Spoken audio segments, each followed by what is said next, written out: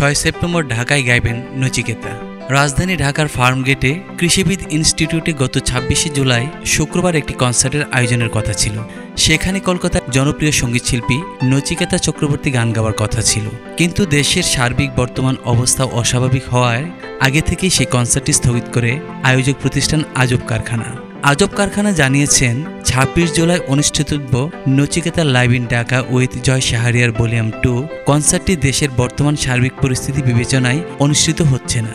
দেশের পরিস্থিতি স্বাভাবিক হলে আগামী 6 সেপ্টেম্বর কনসার্টটি অনুষ্ঠিত হবে। এর আগে কোটা বিরোধী আন্দোলনে দেশের সার্বিক পরিস্থিতি অস্বাভাবিক হওয়া সত্ত্বেও বাংলাদেশে এসে গান করার কথা জানান নচিকেতা। অবশ্য পরে এই সঙ্গীতশিল্পী এই মুহূর্তে গান করা সম্ভব নয় বলে কনসার্টটি স্থগিতের কথা জানান। এমনকি বাংলাদেশ অস্থিতিশীল হওয়ায় নচিকেতাকে কনসার্ট বাতিল করতে বলেছিলেন পশ্চিমবঙ্গের মুখ্যমন্ত্রী মমতা বন্দ্যোপাধ্যায়ও। তারপরে তিনি ঢাকায় কনসার্টে অংশ নেওয়ার প্রবল আগ্রহ প্রকাশ করেন।